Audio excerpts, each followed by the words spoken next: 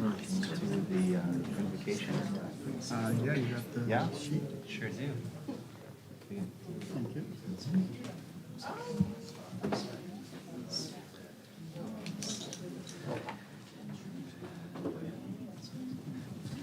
Okay. All right, we got.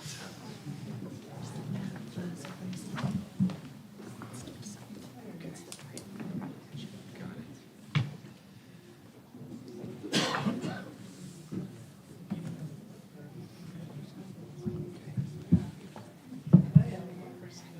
it. We updated this to reflect that we removed the city manager reports from the bottom to right after the special presentation. So as you can see, a special presentation is not the city manager reports. So Okay. then you give it to them.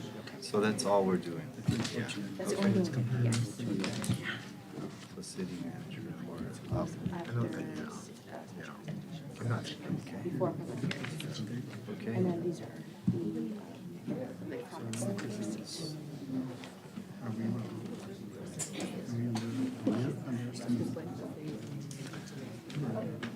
actual restriction? I'm curious to know when we got the Certificate of recognition. Unfortunately, it's shown. I'm assuming there's it. Shown. And the chief Maybe we can send it to the city council and see them Okay. at a later date, but currently we don't have the Visuals to show anybody. Right, so it's just, basically, it's just presenting the certificate of recognition to them. Got it, got it. And both Mike Castro and Cynthia Sandoval are here.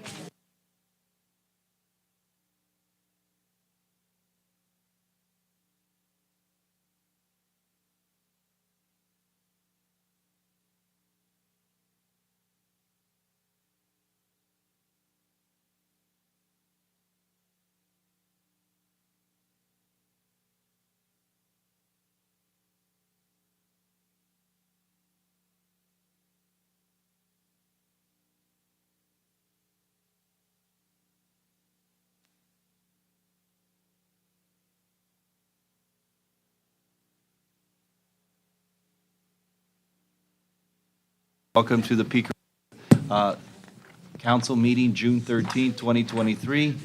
Madam City Clerk, can we have roll call, please?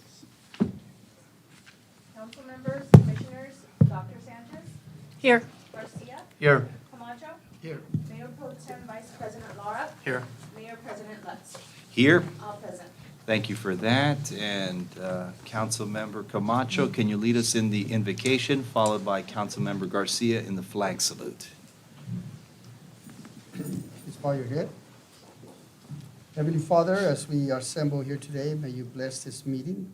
As we discuss the business at hand, may you guide us to the proper and correct solutions that have been brought before us today. We pray for the ability to see clearly the directions we need to take for the care and well-being of our community. As we look with new vision, may our serving, caring, and sharing be unto us a life service. Amen. Remain standing. Repeat after me. I pledge allegiance to the flag of the United States of America and to the republic for which it stands, one nation, under God, indivisible, with liberty and justice for all.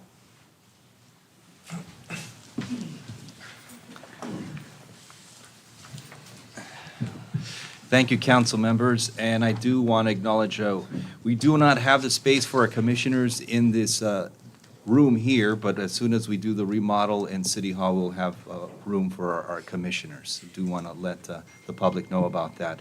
And now moving on to special presentations, we have two, and if I can ask my colleagues to help me out with that. Mayor Pro Tem, can you help me out with the certificate of recognition for the Utility Box Art Program winners? Now, we do have two in attendance, one is not here, and Mayor Pro Tem, if you could help me with that. Yeah, definitely. Yes, sir. So we'd like to bring up to the front Cynthia Sandoval. This is Utility Box Art Program winner. It's presented in recognition for creating an inspiring art piece that represented artistic excellence, innovation, and originality for Phase 2 of the city's Utility Box Art Program. In addition to that, I want to bring up Mike Castro, also for a presentation of the Utility Box Art Program winner. Big round of applause.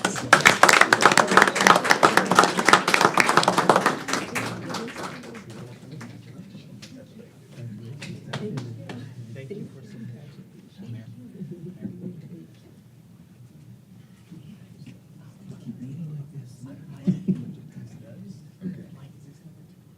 Yes.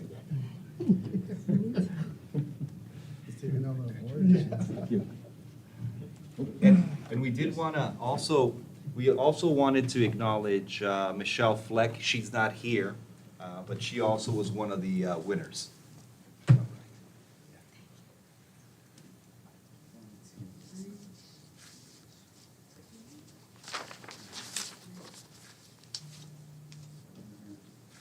I'm gonna take one first. Thank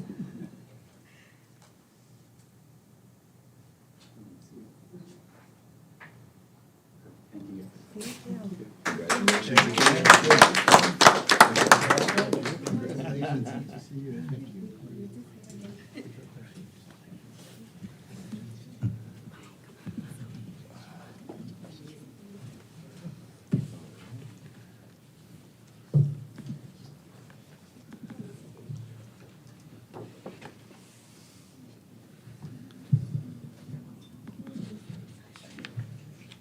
And now moving on to our next item. Pride Month is June 2023, and I'd like to ask my colleague, Councilmember Dr. Monica Sanchez, with the proclamation. Thank you. Can you hear me? Thank you. The proclamation reads, whereas Pride Month began in June 1969 on the one-year anniversary of the Stonewall Uprising in New York City, after LGBTQ plus persons and their allies rose up to fight against discriminatory laws, which have since been declared unconstitutional. And June has been nationally recognized as Pride Month, a time to celebrate the contributions that our LGBTQ plus citizens have made and continue to make in our community and throughout the nation. Whereas Pico Rivera denounces prejudice and unfair discrimination based on age, race, religion, national origin, sexual orientation, gender identity, or gender expression, and is a city in which all persons should feel valued, safe, welcomed, respected, and affirmed by their peers and the community. Whereas all are welcome in Pico Rivera to live, work, and play, every family in all of its various forms deserves a place to call home, where they are safe, happy, and supported by friends and neighbors. So there's a little bit more on there, but thank you very much, Mayor, and thank you to Council for this recognizing June for Pride Month. Okay. All right. Mr. City Manager, are there any changes to the agenda? Yes, Mayor, I'm pulling item number 16 from the consent calendar. Also, I'd like to read the city manager reports on the regional bikeway project update. Beginning of the meeting. Okay, very good. So we'll have that just before public hearing number 1. Is that correct? Madam City Clerk? That is Yes. correct. Okay, and our microphones working? I just want to clarify. Do we have microphones working properly? Okay, very good. It's a little low? Okay. Okay, if you want to give me the signal when the microphones are not working, Gabe? Thank you. Okay. So now moving on to the next item, which is a regional bikeway project update. Mr. City Manager? Yes, at this point, I'd like to bring up Noe, our Director of Public Works.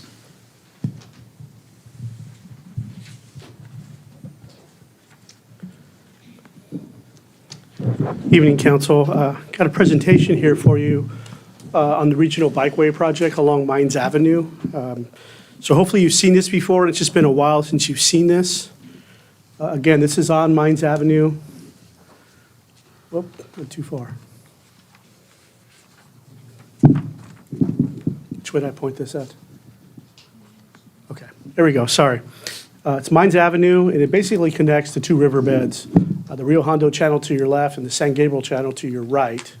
The major streets that it'll cross through is Rosemead. Well, it starts on Paramount, then it crosses Rosemead, crosses Passons. And again, this is to put a bikeway along Mines Avenue. So it's a Class 4 bike lane, so it's a dedicated bikeway on the south side only. If you recall, there was a lot of community engagement on this, looking at originally putting it on both sides of the street. Even though there's a pretty wide street, it wouldn't allow for bike lanes on both sides, so it was decided to put it on the south side of the street. You're going to get full-depth pavement, and if you've been out there, it's badly needed to address the pavement on the asphalt out there. Traffic signal modifications at those streets that we talked about at Paramount, Rosemead, and ADA improvements. Every project we touch, we need to comply with ADA. And there'll be a landscape curb with the bioswale that I got a little bit of a rendering here to show you. And then obviously, we're going to have signing and striping. Again, we're trying to connect both riverbeds for bikes. There's bike trails on both those riverbeds. And we're basically doing a connecting bike trail for people to be able to use. Promoting active transportation in the community, looking at some stormwater quality issues where we have catch basins, and with the bioswale. Again, rehabilitating the roadway, improving the roadway aesthetics. It'll include some landscaping, which is drought tolerant, tying into the reclaimed water that's available on that street. And the bike lane itself will be with permeable pavement. What that is the water will then permeate into the, it's not asphalt where it kind of runs off. In this case, it'll seep into the ground underneath that and recharge back into our groundwater system. And quickly here, there's basically two different segments. The segment from Paramount to Passons, and then from Passons to the San Gabriel River. From Paramount to Passons, you have a little bit of a wider street, basically 2 feet. If I can come over here real quick, pull this out. The main difference is you're going to have one lane in each direction. If you've been on the street, it's pretty wide. So what we're doing is we're stealing the width of the street, keeping a striped center median, and then we're putting 2 lanes in each direction. On the Paramount to Passons side, you have a 14-foot through lane. On the other side, from Passons to the riverbed at San Gabriel, you only have a 12-foot lane. It's because it's a little bit narrower there. But 12 foot's plenty. That's a normal lane. On the other side, we're giving it 2 feet extra. Again, on the south side of the street, both are similar. You're going to have angled parking, which I'll talk about in the next slide. But you have a bioswale. So that is for the stormwater quality. And then between the street and the bioswale, you'll have a Class 4 bike lane that's 8 feet wide. So you can be able to travel in each direction with bikes. And then after that, you'll get back to your normal street where you'll have the curb, parkway, and sidewalk for people to get access to their homes. And let's talk about parking. So there was a lot of community input, like I said earlier. Originally, the project was going to take away the on-street parking. Through that community engagement process, we were able to put back the design with the angle parking on both sides of the street, which made the community really happy because there's no driveways on that street. They have to park on the street to be able to have access to their homes. Another little tidbit is between the bioswale, we had to create openings. So between every 2 homes, we're going to have to do a curb cut to allow people access to get from their parked car to their home. The only thing we'll tell people is to watch out. There may be a bike coming through as they get to their home, but in those 8 feet, they got to look both ways to make sure a bike is clear, and then they go back to their normal sidewalk as usual. And again, we're here to talk about awarding this project. We're talking about it today, but we're actually trying to bring it on the 27th. That's a typo. Sorry, just noticed that. That's the good news. We actually got bids today. The bad news, we got bids today, and they came in much higher than we thought. The project was estimated at $6.2 million, and the low bid today, we only got 2 bidders, which is a bit disappointing because it's a large project. When you're in that range, you want to get multiple bids, 6, 7, or 8. Unfortunately, we only got 2. The good part is we got 2 reputable contractors that gave us bids, but the low bid is $9.8 million. So we're talking about a shortfall of $3.6 million on this project. But we will be bringing this back to you at the next council meeting. But between then and now, we need to go find $3.6 million to fund that shortfall. And again, the goal is to try to start this in August. We are working around a couple of city events that happen on mines. That's built into the contract and the specs. And the goal is to complete this April 2024. There is some urgency here because there's a grant tied to this with some timelines of when we need to award a contract. So we didn't know that until about an hour ago, that the bids came in that high, but we just wanted to give you that. We're talking about budget today, so kind of a good way to kind of segue into that is there's going to be a need for this. I did tell Steve this, I'm also concerned about the medians. The medians is a bigger project. We're thinking about $13-14 million. Again, if we need to find money for that, that's will be a significant challenge for us to do here in the next month or so. Happy to take any questions. Thank you, Director. My colleagues, any questions? Mayor Pro Tem? Just a brief comment. Director Negrete, thank you very much for all your work. This has been a project years in the making. I know that the residents will be finally happy to see this project completed. Mines Avenue has just been years past repair, and it needs a complete makeover, and this project does that. Thank you. I'd also like to add to council, as we get into the budget discussion, there's some additional capital projects that were initiated by council the previous meeting. I would like to ask council to keep those as unfunded as we squabble the money together to make up the difference as we move forward. Director, a quick question. The likely increase in the bid amount is attributed to labor or material, or both? Probably both. Just a quick summary. We did it before I got in the room. Asphalt prices have significantly increased. PVC, of all things, have skyrocketed, and traffic signal materials. Just within those three was a couple of $1 million. And I'm sure, we're a public agency, so we have prevailing wage, we have the CWA as well required, and we only got 2 bidders. So that tells me everybody's really busy, and when you're busy, you're going to bid high, because if you're going to get a project, you want to make it worth your time. So that was kind of disappointing that we didn't get more bids. Thank you for that clarification. Thank you. All right. Thank you. Thank you. All right. And moving on to the next item, public hearings. We have one public hearing, which is the fiscal year 23 through 25 biennial preliminary proposed budget. We will now open the public hearing. Mr. City Manager, do we have any memos? None. All right. Madam City Clerk, do we have written or oral communications? Mayor and City Council, we don't have any oral communications, but we did receive one written communication from Pico Fast Pitch Board Member Ryan Cifuentes expressing his support for the Rio Vista Lighting Project within the budget and CIP list. Let it be noted that a copy of this letter was emailed to the City Council in its entirety. This concludes the written communication. And to my fellow council members, did you all receive that item in email? Very good, okay. Now it's appropriate to close the public hearing, and can we get a motion to approve, or a motion in general? So moved. All right. Second. First by Councilmember Camacho, a second by Mayor Pro Tem Lara. And can we do a roll call, Madam City Clerk? Councilmember Dr. Sanchez? Aye. Councilmember Garcia? Yes. Councilmember Camacho? Yes. Mayor Pro Tem Lara? Yes. Mayor Lutz? Yes. Motion passes 5-0. Thank you for that. Now moving on to the next item, which is public comments. And do we have any comments via email? None. Okay. And any via internet? No, via Zoom. Okay, via Zoom. Okay, and we do have written comments here by the public, and we're going to let everybody know that it's a 3-minute time period, and the clock, once you go to the podium there to your right, the clock appears on the screen, and the first person, if you kindly come up to the lectern, is Anita Perez.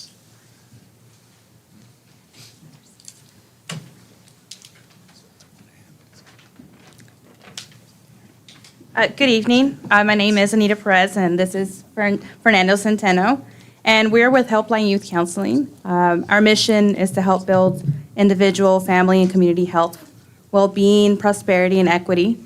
Since 1971, HYC has served clients and community members with trauma-informed, strength-based, person-centered prevention, early intervention, education, and treatment services. We have grown our services in the past year, and we're honored to lead the Southeast Community Alliance, also known as SECA.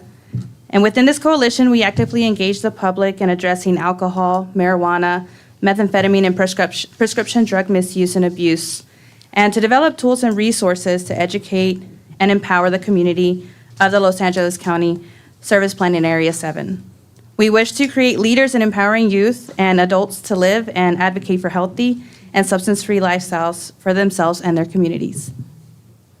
Once again, I'm Fernando Centeno. I'm also a proud resident of Pico Rivera, so I'm happy to be there. Our spa covers, our service provider area covers all the way from East LA through Pico Rivera, Whittier, all the way up to the city of Cerritos and Hawaiian Gardens. So it's a vast area. And we wanted to come in and let you know a little bit about two of the campaigns that we're currently engaged in. The first one addresses prescription drug misuse. This program is called the Let's Make a Difference campaign, and there's three main points of the campaign. Safe storage, right? Making sure we're locking it away. Not sharing, so that means that I don't say, hey, this works for me, let me give you one, and it should work for you. And then proper disposal, making sure we're not putting it down the drain or throwing it in the trash, that there's people that should not have access, do not have access. And so those are the three main elements that we're out here to promote to the community. With this program, we're also partnering up with local pharmacies in the area. So we provide them with literature that they can provide out, safe disposal boxes, and also materials so they can let the community know where they can dispose of their prescription drugs properly. The second one that we do is the Responsible Alcohol Delivery Project, and we're really proud of this because we kind of started our campaign here in Pico Rivera, and we're expanding to the different areas. In this one, it's a partnership with retail liquor stores and third-party delivery services. So we want to ensure that when liquor stores are delivering out to the public, we're making sure that the person that's receiving it is 21 years of age. And we also provide them with all the literature, stickers, stuff that they can put on top of their registers, and so they QR code, and we ensure that. And so this is all free of charge to the partners, and we just wanted to come here and update the City of Pico Rivera on what we're doing, and also to the community and the types of services we're providing. Thank you very much. Thank you, Mr. Centeno. And just to clarify, Anita, you did donate the remainder of your time to Mr. Centeno, is that correct? Yes, correct. Okay, thank you very much, guys. The next person for public comment is Mr. John Soto. Mr. Soto, if you kindly come up to the lectern, you have 3 minutes.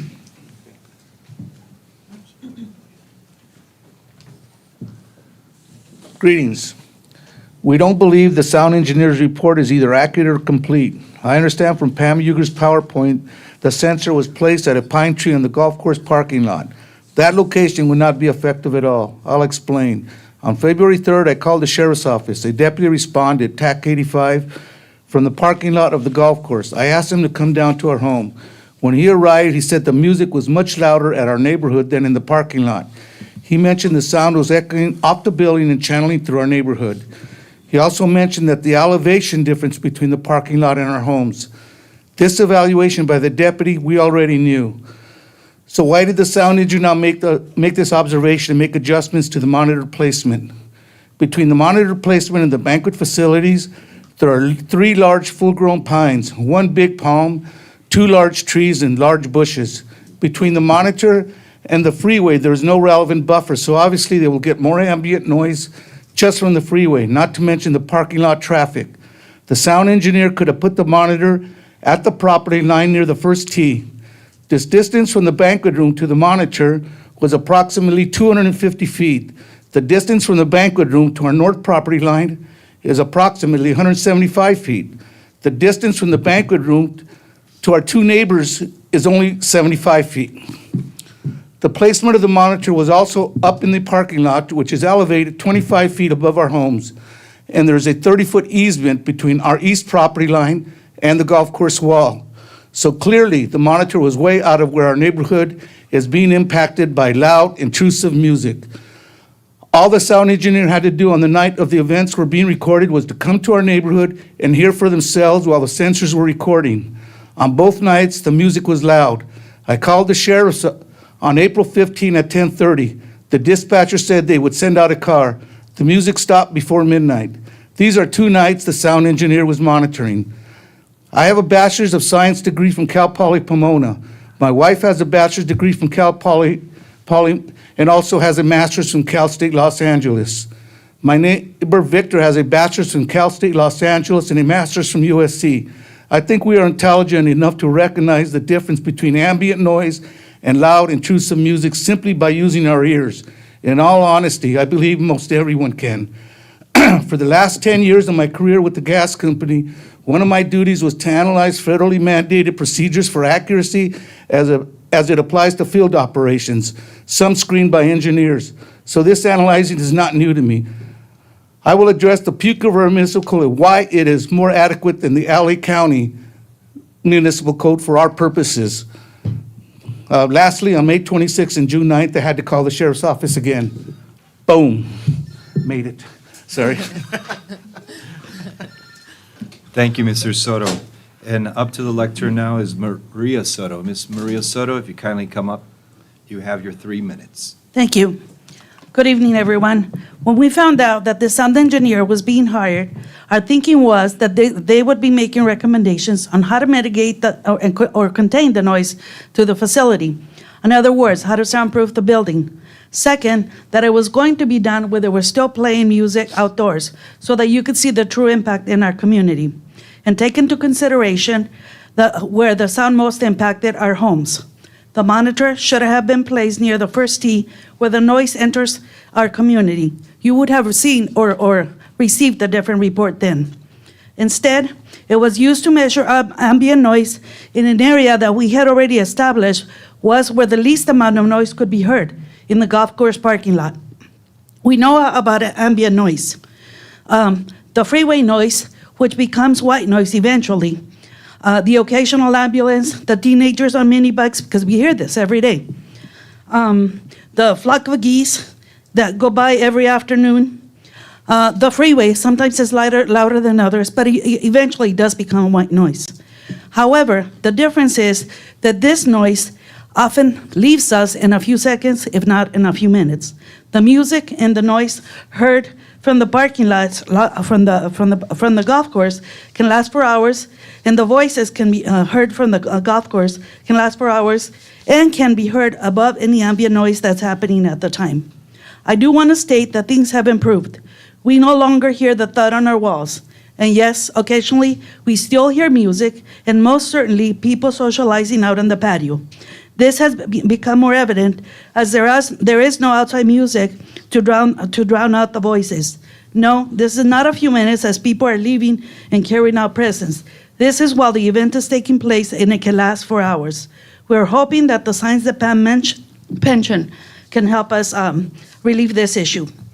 I also wanted to mention that during our first meeting with Pam, we suggested that the music be moved inside and the sliding doors closed. Keep the functions inside. This was a common sense approach that needed no funds to be used, no city funds to be used, or to produce a report that belittles us and tells us you're not hearing what you think you're hearing, it is all ambient noise. Lastly, communications of steps taken would have been appreciated, but because it was during council meetings that we found out that the golf course staff had been given some directives, and we were walking, and as we were walking out, we were called back to hear the sound report. To that effect, we are still asking that something be left in writing, so if golf course staff or city staff and council members change, we're not found in the same place, and that we are all on the same page. To summarize, what was agreed upon, all events will be held indoors, no event out on the patio, close building doors during events, put up signage, and staff to monitor noise levels of clientele. Thank you. Thank you, Ms. Soto. Now, if we can kindly have the next public comment, Moses Castillo, if you kindly come up to the lectern. Sir, you have 3 minutes. Thank you. Thank you, Mr. Mayor and members of the City Council. My name is Moses Castillo, and I consider myself a victim advocate for our community. I retired from LAPD after 30 years of service, and when I retired back in 2020, I became known as a victim advocate when victims reach out for help. In this case, one of your residents, Mr. Juan Orozco, was murdered in November of 2021, not in your city, but in the city of Compton. But because he was one of your residents, I'm here with his mom and his family who are going to make a plea to you for some help. This case remains unsolved, and it's cold. We just met with the investigator, Sergeant Mike Austin, just a few weeks ago, and he pretty much told us that the case is cold. Currently, there's a $20,000 reward offered by the county supervisors, $20,000. It's really sad because not only was Mr. Orozco murdered, but a second individual, and it was a shooting at a street takeover event in the city of Compton. So we're asking for your compassion, your support for one of your residents, one of your own, that if you would consider, maybe at the next meeting, put in an item in the agenda to consider a vote for a reward, it would be greatly appreciated. And if you want additional information, I did leave my contact information with you. I would appreciate any follow-up. And again, I thank you, all of you, for your service, for the captain being here, and for all the city leaders. I really appreciate that. And I'm not going to defer my time to the mom, but I concluded my portion of it.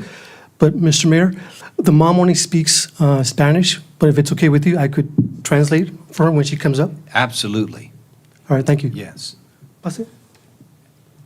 And Ms. Silvia Rosales, tiene 3 minutos. You have 3 minutes. Puede empezar ya. Sí, español, luego yo voy a... Ok. Buenas tardes. Vengo para pedir a ver si me pueden ayudar para que suba la recompensa. Para ver si sale la persona que le hizo esto a mi hijo. Thank you. I'm here because I'm asking you for some help to see if you could help increase the reward money to find the person who did this to my son. Porque hasta este momento no ha salido y quisiera que me ayudaran para que salga el culpable. No me van a regresar a mi hijo, pero un poco de tranquilidad para mí, para mis hijos. Any information that comes would maybe help us find the individual, but I know it's not going to bring my son back, but I think she's trying to express that she's looking for some justice. Si tuviera la cantidad yo para ofrecer, no estaría aquí parada para ustedes. Yo pagaría todo lo que tuviera, lo daría. If I had the money, I would do it my own. If I had the money, I wouldn't be here asking you for the money, but I don't. But I'm here to ask you for your help. Es todo. Si tienen la oportunidad de ayudarme y ayudar a mi familia, ahí está mi teléfono, pueden contactarme cuando gusten. If you have any further questions, my information, my telephone number is in the card. ¿Cuántos años tuvieron aquí? Por 7 años. They've been a resident of your city for 7 years. Es todo y gracias y ojalá que todos se tomen el corazón y apoyen lo que estoy pidiendo. Thank you for your time, and I'm hoping that this touches your heart and we can count on your support. Thank you. Gracias. Thank you. Thank you, Ms. Rosales. Thank you, Mr. Mayor. Thank you. And now next speaker is Karen Orozco. Karen, if you can kindly come up to the lectern. And you too have 3 minutes. Okay. My name is Karen. I'm 25, and I've been a resident of Pico Rivera for 7 years. As you guys heard, the detective and my mom, we've been dealing for this for almost 2 years, and we still have no answers. And like he said, it was 2 lives, and I feel like 20,000 is not enough for 2 people that lost their lives. And it's hard. As you can see, my mom could barely speak upon it because she just breaks down. But we're only asking for support and see if we could get the help from you guys as well, so we could increase the reward and get with some type of justice. Because, like he said, it's cold, and some people call in, and it's the same thing. We get nowhere. We get a few leads, and then it goes back to the same thing. So that's all we asked for, and we've been living here for 7 years. My brother was a good man. He had regular job. He would wash cars for a living for a detailing company. And that's it. He was just a really good man. I feel like he does deserve justice, and my mom too, so she could have some type of peace of mind. Because as you could tell, I don't think that pain's ever gonna go away for a mother, so that's all I have to say. Thank you. Thank you very much. We appreciate the family coming out, and we do have the contact information for you, sir. We'll be contacting you. I'm sure we can work out reactivating that reward so that it can be publicly, the awareness for that reward can be reactivated amongst the communities surrounding here. Thank you. Thank you, sir. Then- Just a quick moment. We did reach out to City Council. We'll wait to hear from them as well, so hopefully together we can do some. Thank you. And the next speaker we have is Lauren Talbot. Ms. Talbot, if you kindly come up to the lectern, provide updates on our LA County Library. Good evening, Honorable Mayor and members of the City Council. My name is Lauren Talbot, and I'm the Community Library Manager at Pico Rivera Library and Rivera Library. We have some great programs this week to kick off the summer. Tomorrow at 5 p.m. at the Pico Rivera Library, join us for our Juneteenth celebration as we learn about the women quilters of Gee's Bend and make a community quilt. This program is for kids ages 5 to 12 with a parent or caregiver. On Thursday, June 15th, at the Rivera Library at 3 p.m., families are invited to join us for a magic show with Zany Zoe. Teens are invited to our Teen Advisory Board meeting this Saturday, June 17th at 4 p.m. to help plan teen programs for the fall and to stay for video games afterwards. The Rivera Library will be closed on Monday, June 19th for Juneteenth. Thank you. Thank you, Ms. Talbot. Now moving on to our consent calendar items. We have items 2 through 19. Item 16 will be pulling for discussion and returning back to items 2 through 19. May I have a motion? Mr. Mayor, before, Yes. I'm sorry to interrupt, but on item number 10, we don't need to do a separate presentation of that matter, but I had been informed by Councilmember Camacho that due to SB 1439, he will be not participating in that matter and be recusing himself from participation. If it's not being pulled from the consent agenda, which unless someone wishes to pull that separately, there is no need to handle it separately, and we'll just note that in the record. Very good, that's noted here on the dais. And can we have a motion for items 2 through 19? I move, Mr. Mayor. And that, very good, we got a motion from Councilmember Garcia. And do we have a second? A second.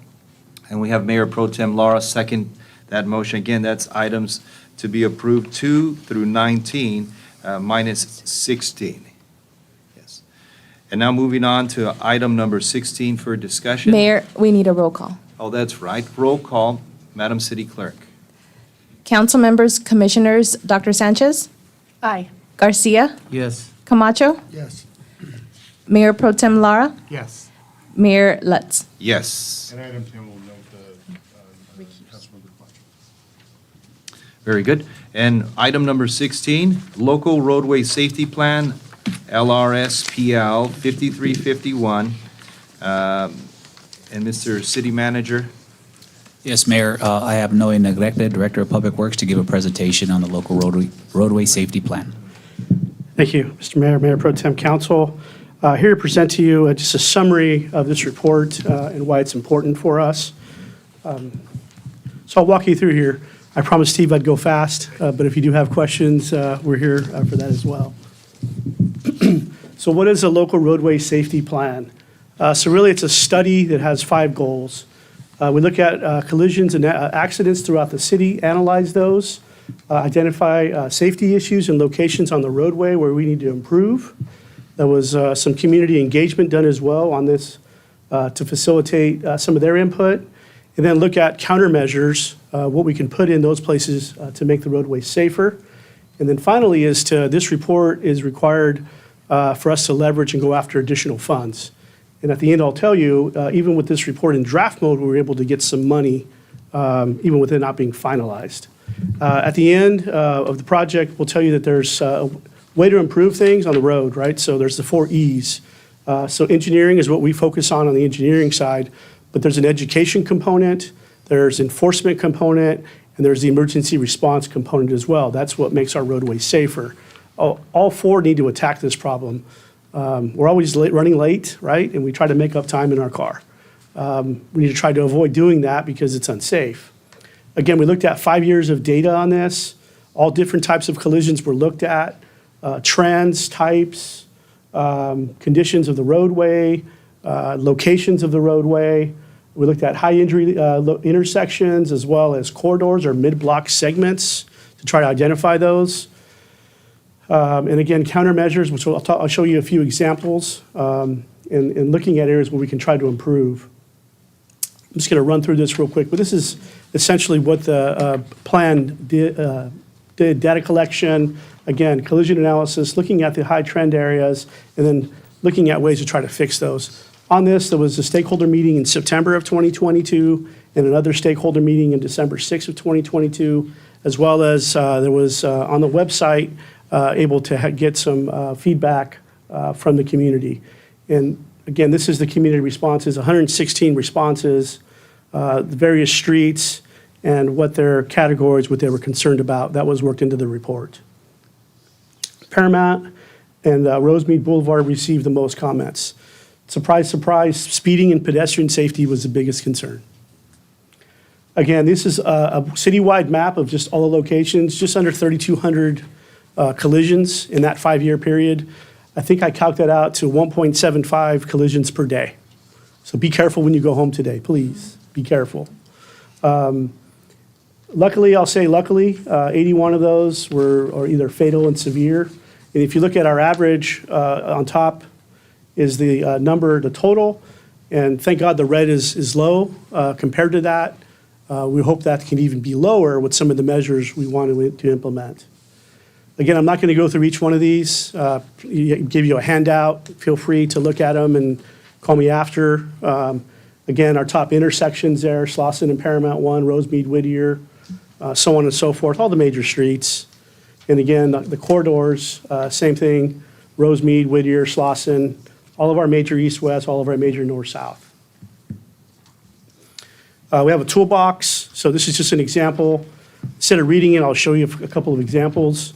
So improved signal hardware. I really like the yellow backplate. If you've seen those out there, I think they really do stand out.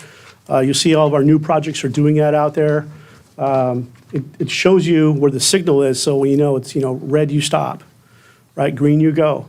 And I try to go to at least 1 or 2 schools every year and I ask them what yellow means. So the kids tell me stop or yield, but they say mommy and daddy say speed up.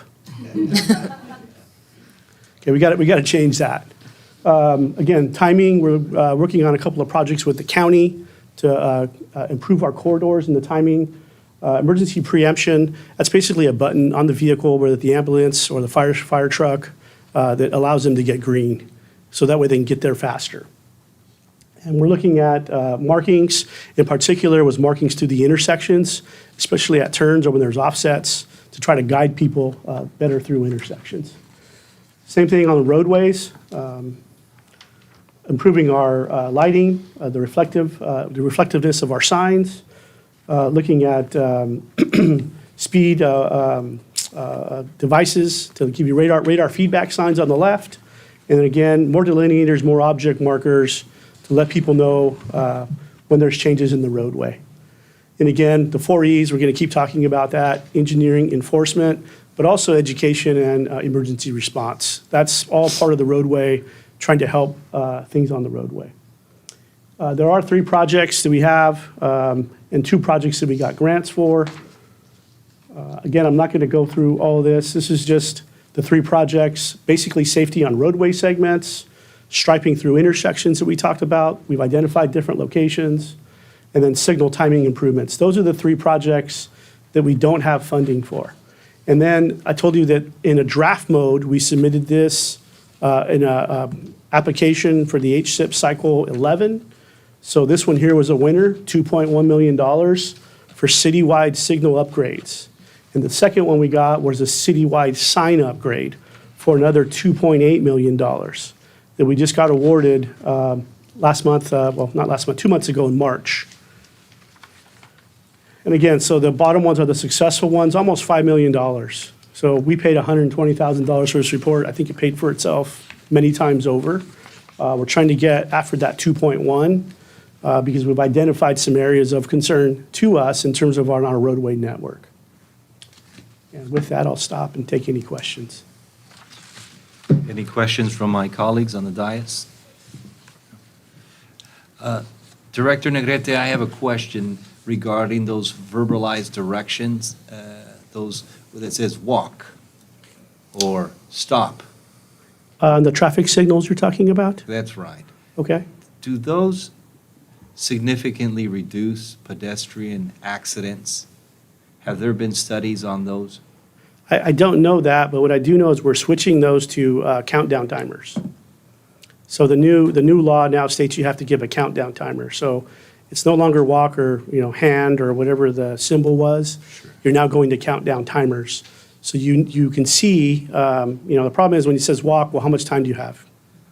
You don't know, right? So that's why they went to the countdown timers where, whatever it's 30 seconds, 20 seconds, whatever it is, as soon as you're able to go, it starts counting down to 0 to let you know that's how much time you have left. Presumably, I would say that is safer than not having anything. Yes. Thank you very much. Thank you. Council member? One common question that I would get is a resident could ask, how can, I see people speeding on my street, how can I get a speed bump on my street? I know that there's a lot of processes that you go through in order to determine this. So if you can explain why we do not put speed bumps on certain streets, and also what other speeding measures could we put in place, or do we put in place to help prevent speeding? Sure. I'll try to in 5 minutes here, obviously. First, good segue. We are working on a traffic calming manual. Speed humps being one of those measures to be able to do traffic calming. But there's criteria we're trying to establish. I'll say fundamentally, we don't put the speed humps on there because it doesn't necessarily slow people down. Just like if I put a stop sign everywhere, it doesn't necessarily slow people down. Those are really for right-of-way measures, not for speed control. It's actually the opposite. If you put the speed hump and the stop sign, what are you going to do? You're going to speed up now to get to the next stop sign. Number 2 is the speed hump. If you're going at an excessive speed, you can go airborne and lose control, which we typically don't want in a residential area. And 3, from a non-vehicle, but from a pedestrian standpoint, it could cause a tripping hazard and be a liability for us. But we are looking at ways where we can incorporate those, speed humps being in particular, but we're looking at also other countermeasures in the toolbox. Once we final that, we'll bring that to you to approve at least a policy from our end, because we do get asked the question a lot as well. I know we've had some pilot humps in, and we incorporated that also into the study. Honestly, the first part is just you shouldn't be speeding, right? It's the law, you're breaking the law. That's number 1. But we don't have enough enforcement, right? We don't have enough enforcement to be everywhere. And I just read last week, actually, there's a bill that just passed the Assembly that's looking at cameras to be able to give you a ticket. And that's going to the Senate next, to be able to maybe have eyes everywhere, but that's not, it's not approved just yet.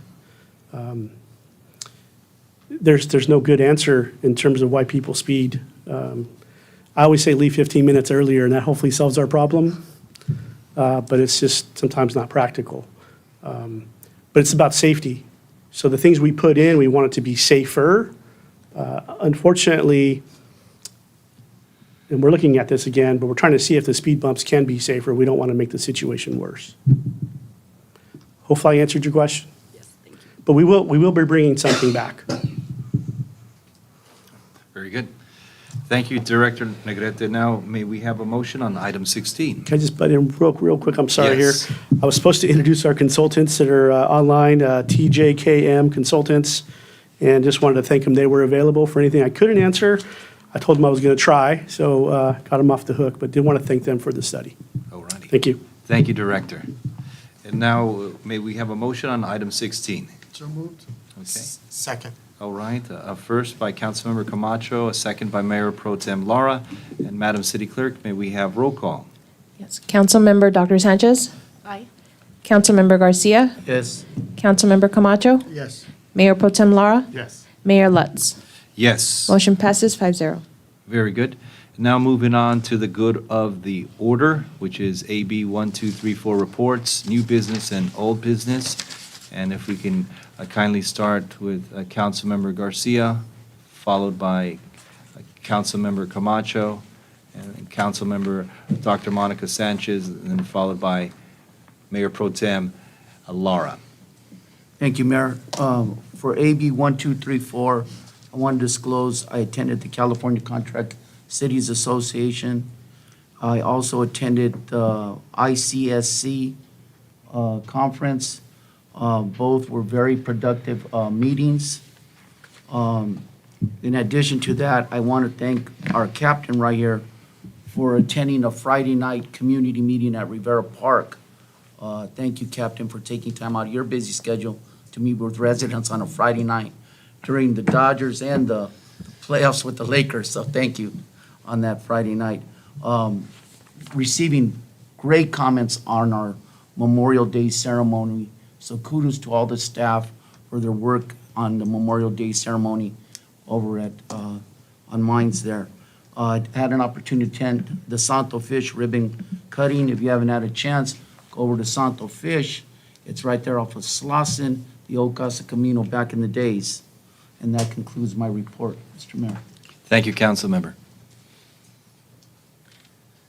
Thank you, Mayor. Just, I want to also report, I too attended the California Contract Cities Association. We had an opportunity to attend various sessions on public safety, economic development, transportation. We had Sheriff Luna talking about public safety as it relates to the contracts that we deal with in addition to, we had Antonio Villaraigosa, former mayor, who's now the head of the Governor's Transportation Department, so speaking about regional projects, amongst many other subjects at the California Contract City Association Conference.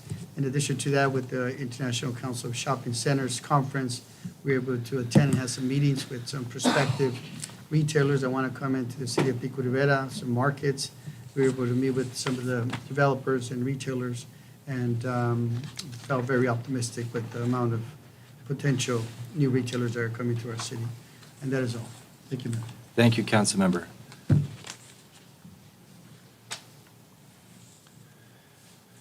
Councilmember Dr. Sanchez. Yes, I have information as well under AB 1234. I too attended the California Contract Cities Conference with the council, and we had great productive meetings and gathered information from our fire, our LA County Fire, our sheriffs, other contractors that we work with throughout the city. Second, I also attended the International Council of Shopping Centers Conference. We had a number of meetings with developers of businesses to actually try to entice them to come to Pico Rivera. Some of these developers and businesses come from the East Coast or Midwest, and they do not know what Pico or who Pico Rivera is. And so we were very successful to share with them our information, demographics, and share that information. And hopefully in the near future, we'll see some new vendors coming out, very exciting plans for the future. So thank you to the staff as well that helped us with those meetings. Third, I wanted to mention we were able to attend a Neighborhood Watch recognition ceremony at the Villanueva Mobile Home Parks. It was a wonderful luncheon thank you for Captain for attending as well. And the commander of that Neighborhood Watch, they are very serious. They were actually recognized in the Whittier Daily News on Saturday morning. I believe it came out published for decreasing their calls out and their crime rates in their neighborhood. So they have a number of volunteers that go through and patrol their park area, including the graveyard shift. They have people going out at midnight, walking their dog, and also making sure that everything is safe in their community. So I want to congratulate the Neighborhood Watch and mention that. And lastly, I was able to also attend the grand opening at the Santo Fish, which they specialize in seafood from Puerto Vallarta? Yes. Puerto Vallarta. And so pescado zarandeado, so grilled fish, open air, a lot of mariscos, delicious. So if you have a chance, right on Slauson, formerly known as Casa Gavino. And that's it. Thank you. Thank you, Councilmember. Mayor Pro Tem. Yeah, thank you. It seems almost like a lifetime ago, but I too also attended Contract Cities along with the ICSC. It was an honor to attend the Memorial Day services that the city had. Once again, that's a great event. Thank you for all who attended. Thank you to city staff for once again making that a occasion that's befitting the day. I also attended on Saturday the Neighborhood Watch along with my fellow colleague, Dr. Monica Sanchez, along with my colleague to my right, Councilmember Camacho. It was great to see a group of residents come together to be able to protect themselves, and that is true. As my colleague brought out in that article on the Whittier Daily, they're seeing their calls for service decrease by almost half. So that's good because that frees up our sheriffs to respond to other calls in a timely manner. Lastly, I do want to say this is something that came out of the Southeast Water Coalition, and I realize that it's on closed session for us, but I won't get into the specifics of the closed session, but I'd like to make a general statement because it is something that's public knowledge, is that 3M did file a settlement in regards to PFAS, which it's well known that our city, we have for these forever chemicals that has polluted our water. As a result, we've had to expend monies to be able to clean up this harmful chemical. So hopefully the city will be in line to receive some money and future monies down the road. But that's my report. Thank you. Thank you, Mayor Pro Tem. And for the items AB 123, 4, I want like the public to know that I also attended the ICSC International Conference of Shopping Centers. I also went to the Gateway Cities COG meeting. I went to the U.S. Mayor's Conference in Columbus, Ohio. And I also went to the Contract Cities. I do have to say that all these sessions were very educational, and they enrich your council members and your mayors to lead the community in the right direction and well into the future projects, because we do have Pico Rivera 2035. And so when you have an educated staff and educated council, the city progresses a lot quicker.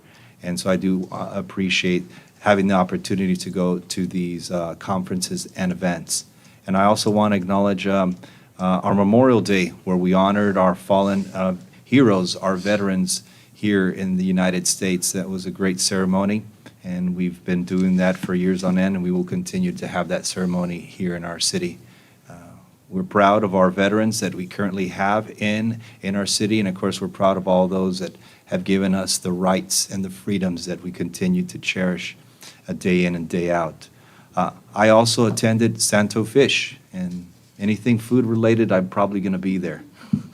And it's a great Mexican seafood restaurant, and we are very happy to have it on Slauson, and just shy of Slauson and Rosemead. So when you get an opportunity, support your local businesses. They did a complete renovation, and has a very good vibe and feel inside, and the food is fantastic. I also did have an opportunity to go with Director Javier Hernandez. He's seated there to your left for the audience, and we took a train ride down to Fullerton. And as you know, we're looking to turn our city into a destination city rather than a pass-through city for our residents and residents of other communities. And part of that is looking at the successes of other communities and how they incorporate light rail transportation and speed rail transportation. We got to see the infrastructure that Fullerton has for their, Director, what is the proper term for that? Is it light rail that we took, that commuter train down to Fullerton? In that particular case, we took the commuter rail It was actually to the city of Orange, and we had an opportunity to see the transit-oriented development that surrounds the station and kind of the uptown environment that they've created there.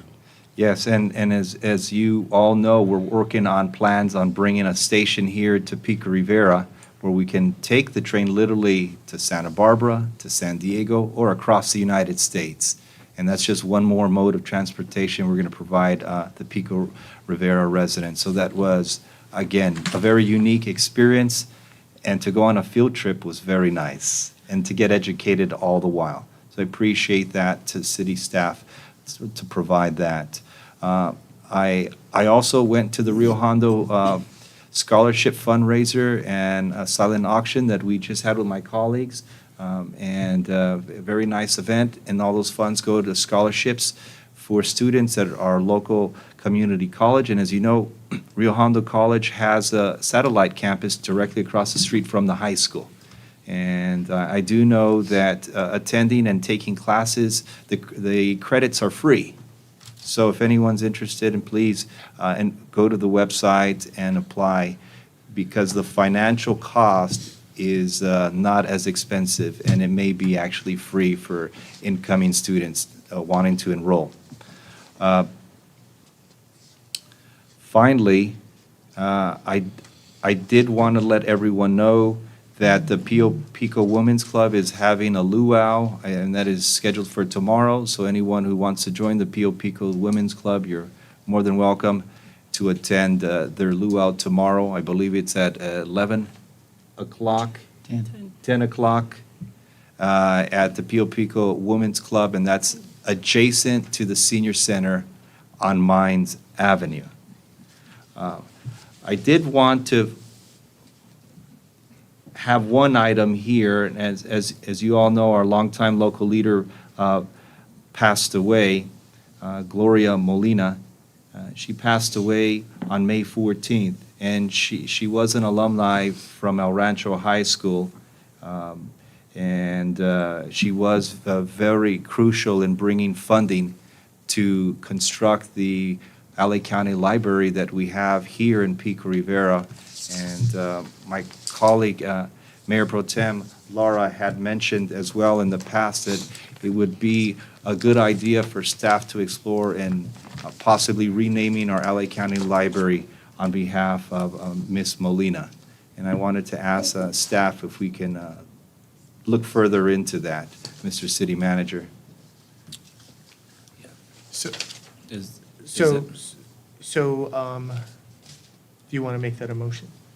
Yes, I'd like to get a motion and get a second and see if we can get exploring that opportunity. I'll second that. Yeah, very good. Okay. Mr. Mayor, before you Yes. close, may I have a comment, another additional comment? Absolutely, yes. If you'd like to make your comment now, Thank you. council member? Yes, I did want to make a request. I think immediately or soon, we could assist the mother here of her son's death to repost the information on our city social media regarding the murder and the death, to reshare that with our social media with the photo or the contact phone number. So I think that's something we could do immediately to assist the family. I'll move your request. Will do. So Captain, I think you might have information, or if we can get information from the family with the photo, the contact phone number, we can immediately share that on our social media. Okay. I believe the picture of the rewarding on the Instagram of the city of Concord. Could you just share that with us? Okay, if you can, please share that with our staff, and we'll also connect with the captain, and we'll share that. Mayor Thank Pro you. Tem? Yeah, Mayor, thank you for acknowledging me. Along that line, if I could get a second for the consideration of potentially either matching or also supplementing the reward from the city of Pico Rivera. Not saying a dollar amount yet, that's something that can be discussed, at another time, but I think we should leave that door open so that the city considers matching, because I think that was some of their initial ask. I second that. Thank you. Thank you. All right. And secondly, I want to comment really quickly regarding the PFAS treatment It's actually on our agenda, number 19. The water, I want to reiterate, our water is safe to drink. There was an article that came out several years ago, and we have been very successful in the city of securing grants. And we are actually putting in the treatment vessels. So water is safe to drink right now. So that we don't want to reiterate any concerns, but that was a concern of the past, and we are working to make sure that our water is to the highest standard. Thank you, Councilmember. And before we move to closed session, again, I do want to acknowledge the passing of Assemblywoman Gloria Molina. She was also a LA County Board of Supervisors, a resident of Pico Rivera, and graduate of El Rancho High School. Again, she passed away on May 14th, and if we kindly bow our heads in memory of our local leader, Gloria Molina.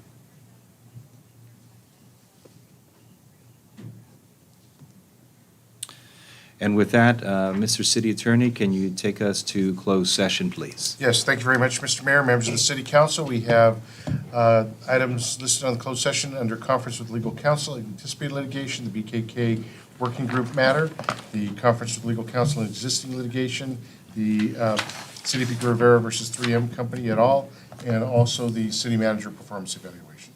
With that, it'd be appropriate to recess into closed session. Thank you, Mr. City Attorney, and if we're going to ask the public to kindly step out and the rest of the staff, thank you very much for your time.